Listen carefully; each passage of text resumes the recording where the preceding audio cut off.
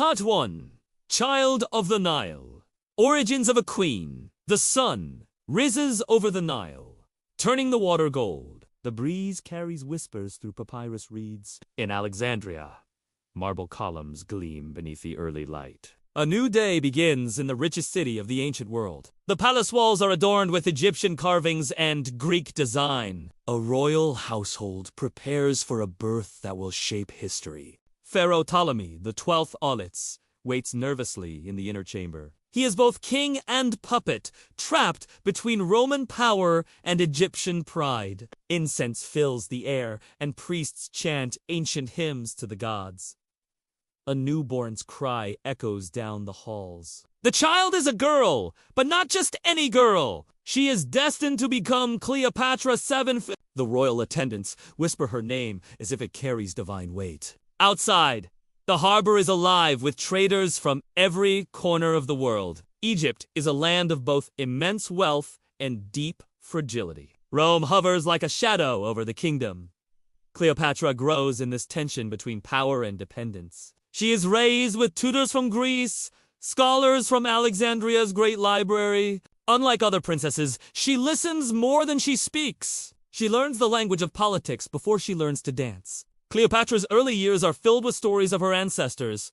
She hears of Alexander the Great, who founded her city. She is taught to speak in many tongues, a skill few rulers have. Egyptian, Greek, Latin, and others flow easily from her young lips. She walks the palace halls barefoot to feel the cool stone beneath her. She studies not just as a princess, but as a future ruler.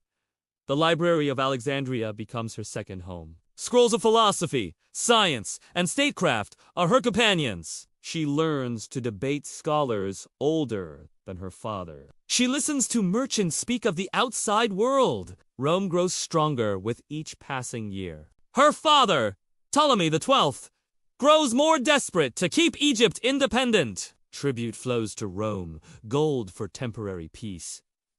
Cleopatra watches how her father pleads and bargains. She learns early that beauty alone is not power. Words and timing are. The palace is a place of masks and whispers.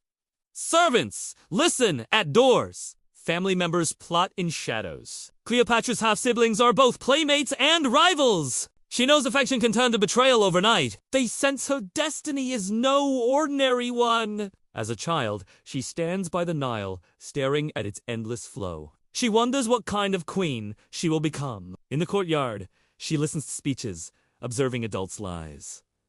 Her tutors say her eyes are too sharp for a child. When she speaks, people pause.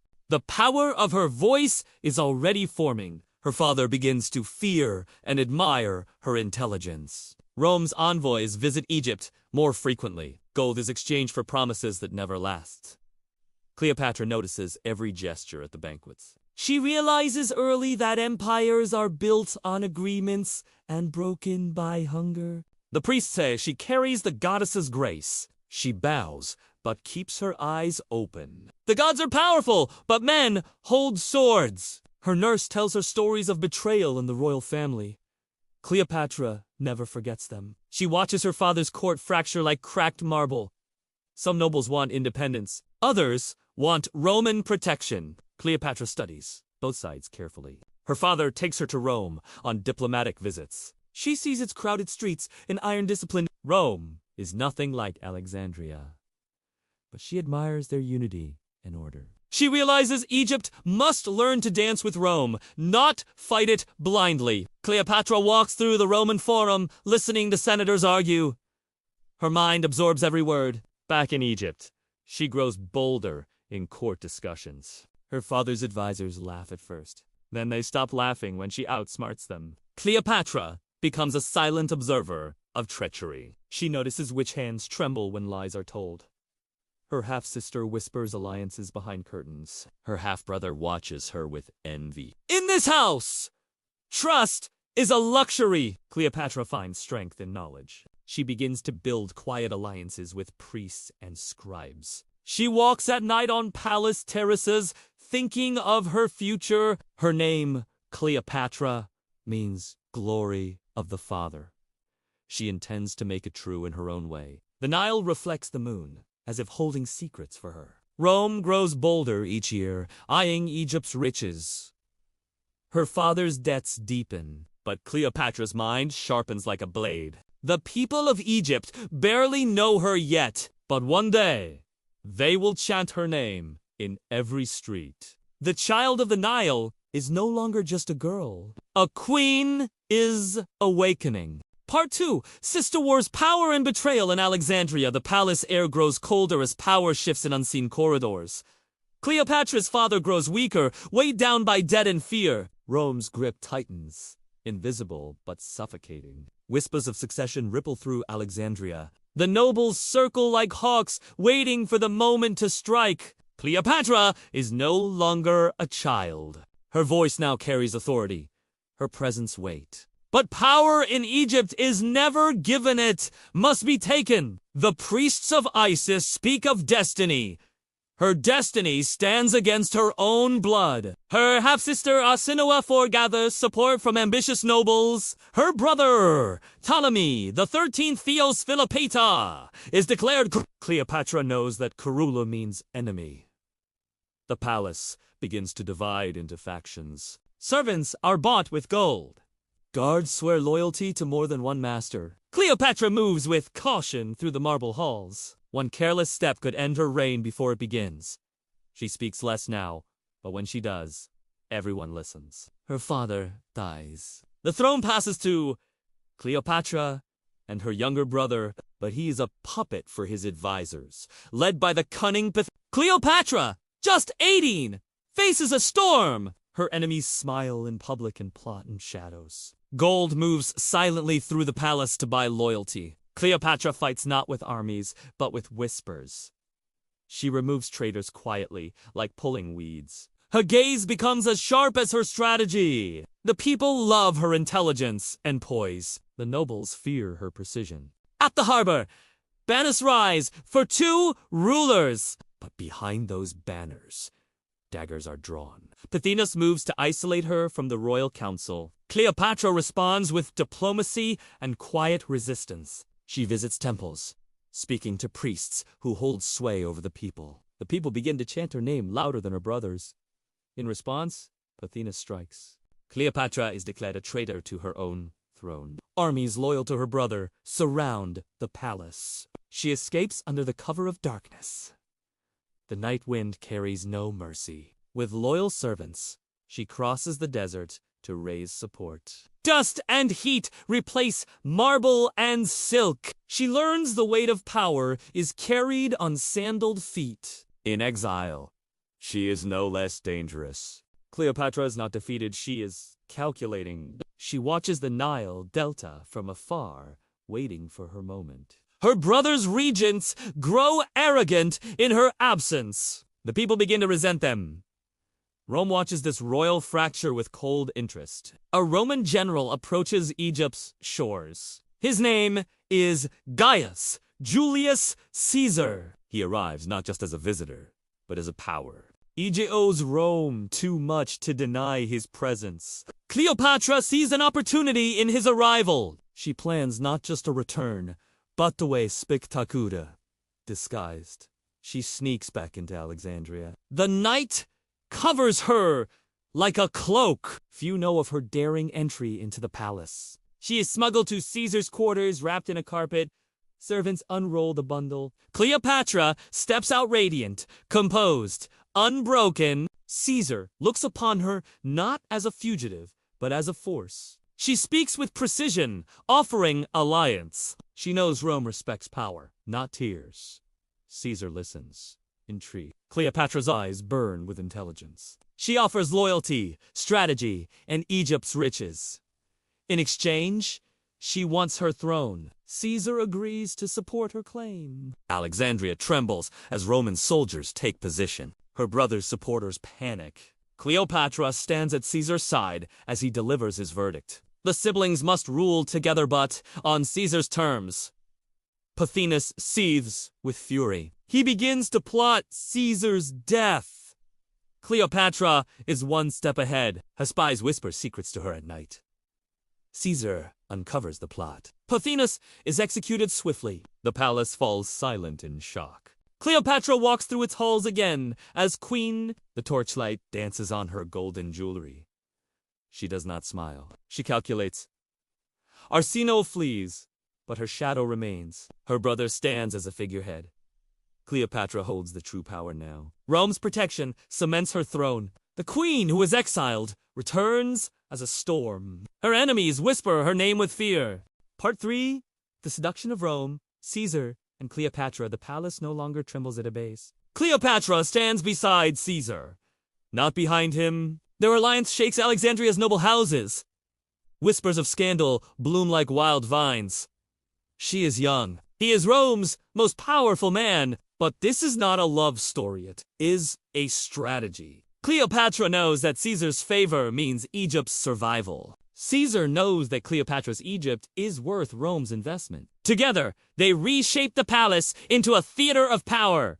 Nobles bow lower than before. Cleopatra learns to move through Roman politics like a dancer through flame. She speaks to Caesar of the Nile's strength and Egypt's wealth. He listens more than he expected to. Alexandria becomes a city watched by all of Rome. Cleopatra studies Roman customs to strengthen her bond. She also ensures Egypt never fully bends. Caesar's presence provokes rebellion among her enemies. Arsinoe returns with an army. The city plunges into chaos once more. War walks the streets of Alexandria. Cleopatra stands on the palace balcony, unmoving. Caesar prepares for siege. The siege of Alexandria begins. Fires light up the night like false stars. Cleopatra walks through smoke with calm authority. She meets soldiers, speaks like a queen and commander. The people begin to believe in her strength. Roman and Egyptian forces fight side by side. Arsinoe's forces push closer to the palace. Caesar and Cleopatra plot counterattacks deep into the night. At dawn, their armies strike. The Nile runs red with war. Caesar is a general, but Cleopatra is the spirit of the fight. Word spreads that the queen walks among the defenders. Fear creeps into Arsinoe's ranks. Loman lainfo senza rive. Arsinoe is captured. She is paraded through Alexandria as a prisoner. Cleopatra does not weep for her sister. She looks at her and sees only a lesson. Rome crowns her the rightful ruler. Her brother, Ptolemy XIII, drowns during the final battles. The throne now belongs to her alone. She stands on the palace steps as the people chant her name. Caesar watches with quiet admiration. Egypt bows to her, not to Rome. Her rule begins in earnest. She reforms taxation, opens trade, strengthens the temples. The Nile floods generously that year. Priests declare it a sign of divine favor. Cleopatra walks through the library of Alexandria again, not as a student but as its patron. She commands scholars to record Egypt's glory. Caesar prepares to return to Rome, but their bond is far from broken. She is pregnant with his child. The court whispers. The city gossips. Cleopatra does not hide. She declares her son Caesarion heir of Egypt. Caesar acknowledges him quietly but powerfully. Her position strengthens like the rising sun. Alexandria flourishes under her vision. Trade routes expand across the Mediterranean. Gold flows through the harbor like a second Nile. Cleopatra adopts the image of the goddess Isis. Statues of her appear in temples. She is no longer just a queen, she is a symbol. Caesar departs for Rome. Cleopatra remains, but her shadow stretches across seas. Senators in Rome whisper about the foreign queen. They fear her influence over Caesar. She builds a palace for their future meetings. When she visits Rome, all eyes follow her. Rome is both fascinated and uneasy. Caesar showers her with honors and wealth, but envy blooms in the Senate. Her name becomes both revered and cursed. Caesar's enemies plot in silence. Cleopatra senses the storm before it arrives. Her presence in Rome is a spark in a dry field. She watches Caesar grow bolder with power. The Senate sharpens its knives. On the Ides of March, Rome bleeds. Caesar falls beneath a rain of blades. Cleopatra stands far away but feels the dagger in her heart. Her protector is gone. Rome erupts into chaos. She slips out of the city like a ghost. Her son sleeps in her arms as Rome burns behind her. The world has shifted, and Cleopatra stands alone. Part 4. The queen and the general, love and war with Antony, Rome was fractured, its mighty republic bleeding from Caesar's death. Two titans now held the reins, Mark Antony and Gaius Octavius, and far from Rome's Senate. The Nile queen waited.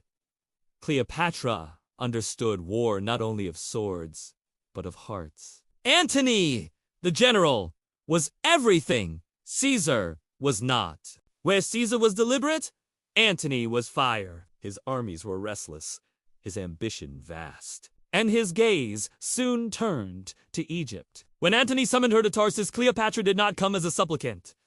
She came as a storm. Down the Cydnus River, her ship glided like a god's chariot. Its sails shimmered purple, its oars of silver. Perfumes spilled into the air, filling the port. She reclined on a golden throne dressed as Isis herself. Antony's soldiers stopped what they were doing just to stare. He had expected a queen.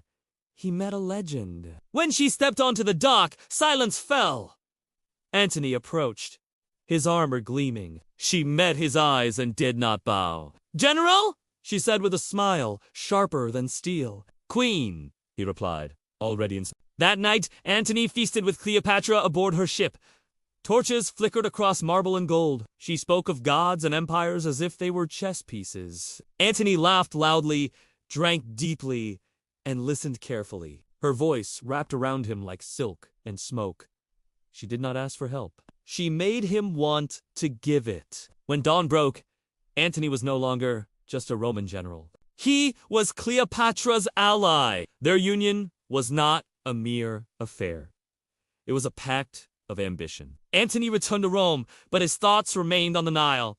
Cleopatra returned to Alexandria with purpose burning in her chest. Years passed, and Antony came to her again, not as a guest, but as a partner. Their reunion shook both empires. Antony abandoned Roman protocol and lived with her in Egypt. Together they built a court of splendor the world had never seen.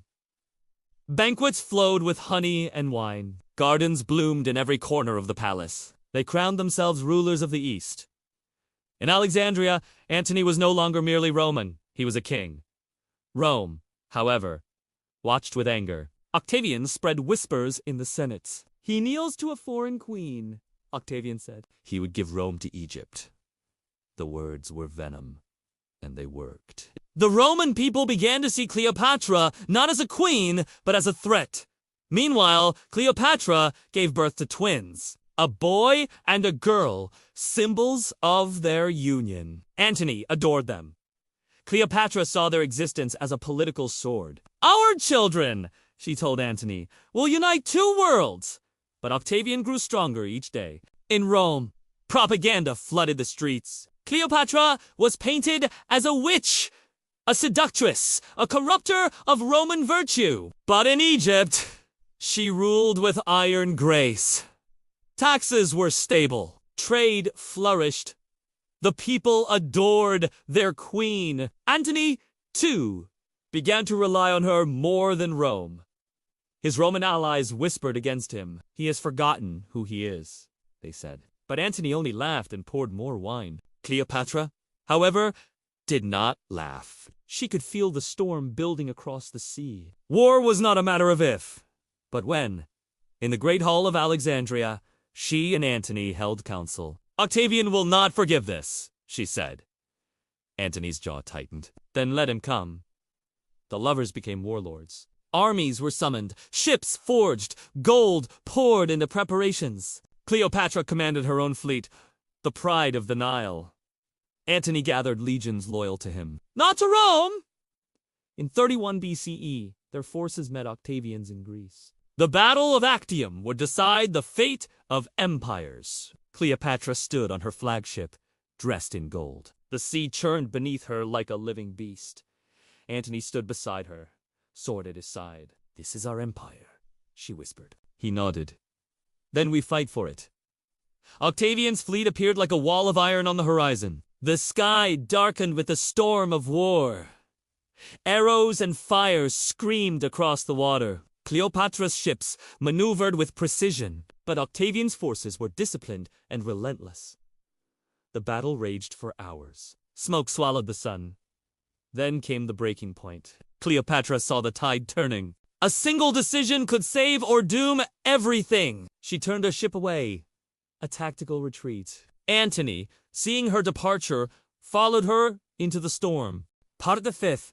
The fall of a queen, the Roman legions marched relentlessly toward Egypt. Cleopatra VII Philopator watched their approach from her palace balcony. The once vibrant Nile Delta was now under looming Roman shadows. Octavian's banners fluttered across the horizon. Inside Alexandria, panic began to spread like a fever. Merchants sealed their shops, fearing pillage. Soldiers loyal to Cleopatra prepared for a final stand, but they were vastly outnumbered. Her advisors urged surrender. Cleopatra refused. She would not become a trophy in a Roman triumph. She remembered how Julius Caesar had once saved her throne. Now, there would be no savior. Mark Antony, her great love, had fallen from power. Their once unbreakable alliance was now broken by Rome. The Battle of Actium still haunted her. She could hear the distant echo of ships burning. The Nile breeze carried whispers of approaching doom. Antony returned to her, broken but still proud. He tried to rally what little forces remained. Cleopatra stood beside him, regal as ever. They spoke of their past victories and of their shared dreams, but both knew those dreams were dying. Octavian entered Alexandria like a storm. Antony's army collapsed within days. Betrayals ripped through the city like wildfire.